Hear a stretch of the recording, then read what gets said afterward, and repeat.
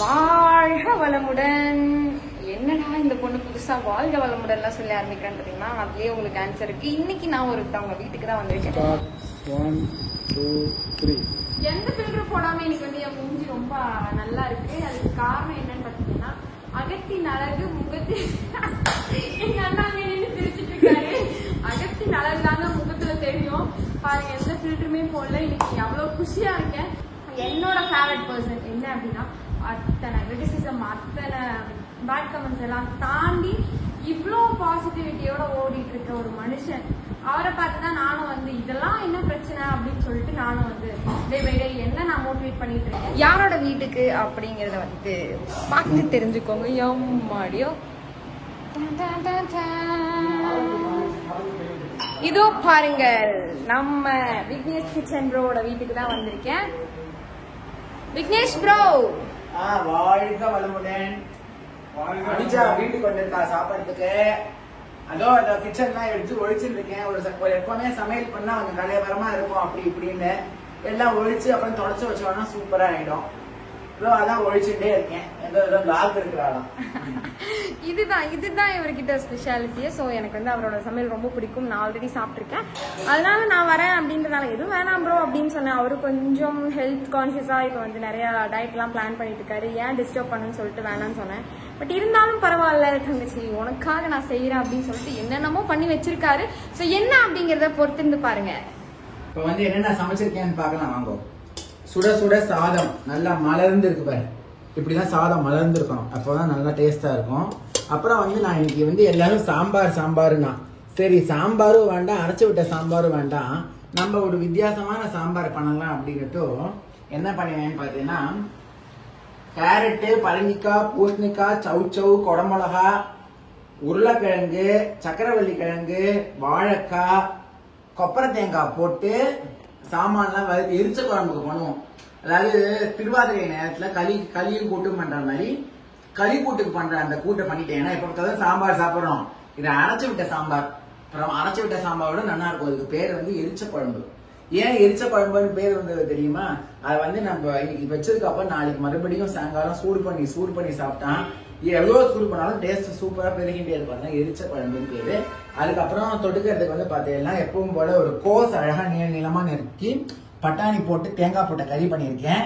ஒரு சாலட், தாய் பப்பாயா சாலட்னு சொல்லுவா. இது வந்து தாய்லாந்துல ஃபேமஸ் அப்படின்லாம் கேட்காதீங்க, எனக்கு அதெல்லாம் தெரியாது. இது வந்து பாத்தீங்கன்னா கிரீன் பப்பாயா, ரா கிரீன் பப்பாயாவோட குக்கும்பர், கேரட்டு, கொடமிளகா அண்ட் கொத்தமல்லி தூவி வச்சிருக்கேன். உப்பு எந்த சீசனையும் போடல. சாப்பிடும் போது அதுக்கு ஃப்ரெஷ்ஷா எலுமிச்சை பழமோ உப்போ எதுனாலும் நம்ம போட்டுக்கலாம். அப்படியே ராபா வச்சிருக்கேன். அனுஜா ரொம்ப நாளா என்ன கேட்டுட்டே இருக்கிறது வந்து மாங்கால ஏதாவது பண்ணுங்க அப்படின்னு சொன்னா. அதனால இனிப்பு ஒரு சமையல் அப்படின்னா இனிப்பு, புளிப்பு, கார்ப்பு, கசப்பு, உவர்ப்பு, துவர்ப்புன்னு 6 சுவைகள் இருக்கு இல்லையா? அந்த மாதிரி இன்னைக்கு அந்த 6 சுவைகளும் இருக்கக்கூடிய ஒரு மாங்காய் பச்சடியில வேப்பம்பூவை வறுத்து கொட்டியிருக்கேன். ஸோ அதனால ஒரு கசப்புடைய நேச்சரும் கிடைக்கும். 6 சுவையும் இருக்கும். வேப்பம்பூ அண்ட் மாங்காய் பச்சடி, பேபி உருளைக்கிழங்கு போட்டு நல்ல ஒரு வறுத்த கறி, இல்லைன்னா ஃப்ரை கூட சொல்லலாம். சேமியா பாயசம், குங்குமப்பூ போட்டு பண்ணியிருக்கேன். அப்புறம் நெய் டப்பா காட்ட மாட்டேன், ஏன்னா அடியில போயிடுச்சு, அதனால நெய் இவ்வளவுதான் இருக்கு. இவ்வளவுதான் இன்றைய சமையல். என்ன சாப்பிட ரெடியா இருக்கியா அனுஜா? அஃப்கோர்ஸ் ரெடியா இருக்கேன். நீங்க ரெடியா இருக்கீங்க போன்றதும்? கண்டிப்பா. எப்பவுமே சாப்பாடு வந்து இல்ல இன்னைக்கு வந்து எப்பவுமே சாப்பாடு நமக்காக வெயிட் பண்ண கூடாது, நம்ம தான் சாப்பாடு வெயிட் பண்ண. பாவம் சாப்பாடு பார்க்கும் போதே வந்து வாய் ஊறுதுங்க. ஃபர்ஸ்ட் சாப்பிடுங்க, சாப்பிடுங்க, அதுக்கப்புறமா அவங்க பேசுவோம். ஓகே, கண்டிப்பா சாப்பிடலாம். முடிச்சிடலாம்னு தோணுது. அப்ப ஆக மொத்தத்துல இன்னைக்கு ஒரு புடி நீ நல்லா சாப்பிடு. ஹாஸ்டல் சாப்பாடு சாப்பிட்டு உட்காந்துருக்க. அவன் என்னத்த வேக வச்சானோ வேக வைக்கலையோ யாருக்கு தெரியும்? ஏன்னா வெளி சாப்பாடு வந்து நம்மளால சொல்ல முடியாது. எப்பவுமே வீட்டுல நம்ம பண்ற சாப்பாடுல வந்து நம்ம அப்பாவோ அம்மாவோ அண்ணாவோ தம்பியோ யாராவது சமைக்கிறா அப்படின்னா அந்த முழு ஈடுபாடு இருக்கணும். அந்த ஈடுபாடோட சமைச்ச சாப்பாடு டேஸ்ட் வந்து எப்பவுமே 2x இருக்கும். உப்பு இல்லைன்னா கூட டேஸ்ட் இருக்கும். அதுதான் விஷயம். சோ அதனால I believe in that concept a lot. சாப்பிடலாமா? கண்டிப்பா. சாப்பிடுவதற்கு எல்லாம் ஆயத்தமாகிவிட்டது. It's time to eat. ஆமா, டைம் டு ஈட் தான். வா சாப்பிடு வா. பாரு சூப்பரா தேங்காய் போட்டு நல்லா சாப்பிடு. எப்பவுமே பாரு சாதம் கம்மியா சாப்பிடு. காய்கறி நிறைய சாப்பிடுறப்பதான் உடம்பு இன்னைக்கு ஒரு புடி பிடிச்சிருங்க, நல்லபடியா சாப்பிடுங்க. அது போதும். நான் உங்க 2 பேருக்கு தான் சமைச்சிருக்கேனே. நன்றி நன்றி. ஏன்னா என்னால இந்த உள்ளரங்கெல்லாம் சாப்பிட முடியாது. ஓகே. அதனால ஆக்சுவலி எனக்கு நிறைய பேர் கேட்டாங்க ப்ரோ உங்களோட டயட் பிளான் எல்லாம் பத்தி. சோ அது செப்பரேட்டா நீங்க ஒரு வீடியோ போட்டுருங்க. அது பிரச்சனை இல்லை, அது போட்டா போச்சு. என்ன பெரிய ஓகே. பார்க்க வந்திருக்கிறாரு. சாம்பிளுக்கே நீங்க வந்து அப்படி இப்படின்னு சொல்றீங்களே, மெயின் டிஷ் எல்லாம் போட்டு சாப்பிட்டு பாருங்க. எப்பவுமே வைக்கும் போது என்ன கண்டிஷன்னா, சாதத்தை முதல்ல நாங்க போட மாட்டோம். எங்க வீட்டு வழக்கம், ஐ மீன் ஒவ்வொரு வீட்டுக்கு ஒரு வழக்கம் இருக்கும். நாங்க முதல்ல காயெல்லாம் சுத்தி வச்சுட்டு அப்புறம் தான் சாதம் வைப்போம். அதனால அது மாதிரி வச்சுட்டேன். நான் இந்த டப்பாவை காட்டவே இல்லையே, நெய் நான் காய்ச்ச நெய். இது வந்து எரும மாட்டு வெண்ணெயில காய்ச்சிருக்கேன், அதனால நெய் இப்படி இருக்கு. இதே பசு மாட்டு வெண்ணெயில காய்ச்சா மஞ்சளா இருக்கும், எருமை வந்து வெள்ளையா இருக்கும். நல்ல நெய் ஊற்றி சாப்பிடு, அப்பதான் உடம்புக்கு நல்லா சேரும். சேலட் பாரு, இதை நான் உப்பு போடல, ஏன்னா இது வந்து நீத்துக்கும். நம்ம பிளேட்ல கொஞ்சம் உப்பு வைப்போம்ல, அதோட நீங்க வேணா உப்பு போட்டு மிக்ஸ் பண்ணி கூட சாப்பிட்டுக்கோங்க. ஏன்னா எப்பவுமே எப்படி ஆர்டர்னா, பாயசம் 1 ஸ்பூன் சாப்பிட்டதுக்கு பிறகு சாலட் சாப்பிட்டுட்டு அதுக்கப்புறம் நீங்க சாப்பாடு சாப்பிட்டீங்க அப்படின்னா பேலன்ஸ் மீல். இதான் நான் ஃபாலோ பண்றது. கேட்கலாம் புரோட்டீனே ஆளை காணுமே அப்படின்னு. இந்த ஆசிட சாம்பார் அவ்வளவு போட்டிருக்கேன், டபுள் பீன்ஸ், கொண்டக்கடலை எல்லாமே போட்டிருக்கேன். ஸோ அதனால புரோட்டீன் அதில் சேர்ந்துடும். சாலடு, மாங்காய், உருளைக்கிழங்கு, எவ்வளோ டிஷ்ஷு மக்களே. இப்ப நான் இப்படி இருக்கேன்னா சாப்பிட்டு முடிச்சுட்டு அப்படி நல்லா குண்டாயிடலாம் நினைக்கிறேன். பாருங்க இந்த மாங்காய் பச்சடி எப்படி செய்யணும்னு சொல்லுங்களேன். நல்லா இருக்கு.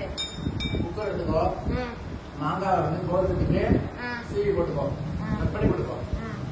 ஒரு 2 விசில் பச்சை மிளகா உப்பு போட்டு 2 விசில் வேக வச்சுட்டு அதுக்கப்புறம் இறக்கிட்டு நல்லா வெள்ளத்தை தூவி போட்டு டேஸ்ட்டுக்கு வெள்ளத்தையும் போட்டு எல்லாம் காய்ச்சினே வா. அப்புறம் நான் அடுப்புல வந்து கொஞ்சம் எண்ணெய் ஊற்றி வேப்பம்பூவை தாளிச்சுட்டு கடுகு ஒரே ஒரு வரமிளகா வேணா தாளிச்சுக்கலாம். தாளிச்சுட்டு கருவேப்பிலையும் போட்டு பெருங்காயத்தையும் போட்டு இறக்கி தாளிச்சு இறக்கி போட்டு இறக்கினா மாங்காய் பச்சடி தயார். அவ்வளவுதான்.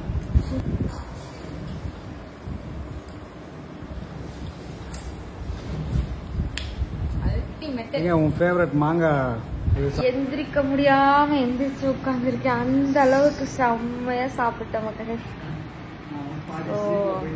அப்ப என்னென்ன ஆச்சு உங்களுக்கு? நீங்க என்ன நிலவரம்? அது தூக்கம் வந்துருமா? அவ்வளோ ஃபுல்லா தட்டுல ஒண்ணுமே இல்லை, மிச்சம் இல்லை, சாப்பிட்டேன். ஆக்சுவலா அதை ஏன் நாங்க காமிக்கல அப்படின்னா வந்து it is a humble request from Vignesh kitchen. சாப்பிடும்போது அவரும் வந்து வீடியோலாம் எடுக்க மாட்டாரு, காமிக்க மாட்டாரு. அதனால வந்து சாப்பிடும்போது ஏன் காமிக்கணும், அது ஒரு மாதிரி கன்வீன் பண்ற மாதிரியோ அந்த மாதிரி ஆயிடும். ஸோ அதனால வேணாம் அப்படின்னாரு. அதனால நாங்கள் அதெல்லாம் எதுவுமே காமிக்கல. மொத்தத்தில் எனக்கு பேச கூட டயர்டா இருக்கு. நன்றி, வணக்கம். சாப்பிட்டதுல எனக்கு பேச டயர்ட் ஆயிடுச்சுன்னா சாப்பிட்டு உண்ட மயக்கம் தொண்டனுக்கும் உண்டு. கரெக்டா? அது எனக்கு ரொம்ப உண்டு. சாப்பிடணும்னா இன்னும் சாப்பிடணும் போல ஆசை, பட் ஆனா சாப்பிட முடியல. ஐயோ எப்பா, எனக்கு ஆனா சாப்பிடலாம்னு தோணுது. ஆனா நான் அப்படியே உருண்டுட்டு தான் போவேன். சாப்பாடே சாப்பிட முடியாம இருக்குது. நிஜமா மக்களே, வேற லெவல் அல்டிமேட்டா இருந்துச்சு. மாங்காய் பச்சடி தான் நிறைய சாப்பிட்டுக்கிட்டே இருந்தேன். 1/2 hourல நீ மிச்சம் வச்சது சாப்பிட்டு முடிக்கணும். சரி, ஓகே.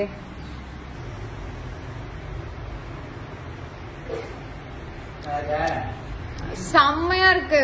நல்லா இருக்காவா? ரொம்ப ரொம்ப நல்லா இருக்கு. செம்மையா இருக்கு.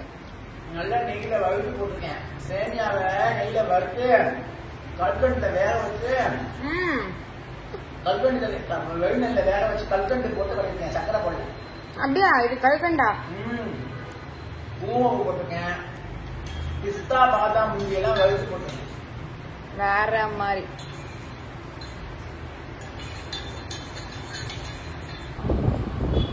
ரொம்ப நாள் கழிச்சு நான் வந்து விக்னேஷ் கிச்சன் ப்ரோவிக்கு தான் வந்திருக்கேன். ஸோ அவன் வந்து இன்னைக்கு ஒரு புடின்னு சொல்லிட்டு வேற லெவல்ல சாப்பிட்டு கிளம்பியாச்சு. ஸோ இந்த மாதிரி வீடியோஸ் வந்து நீங்க என்கிட்ட எக்ஸ்பெக்ட் பண்ணுங்க, எனக்கு தெரியும். நம்ம ஸ்ரீயனுஜா சேனலை சப்ஸ்கிரைப் பண்ணல, சப்ஸ்கிரைப் பண்ணி வச்சுக்கோங்க. Stay tuned. Until this tata bye bye from ஸ்ரீயனுஜா.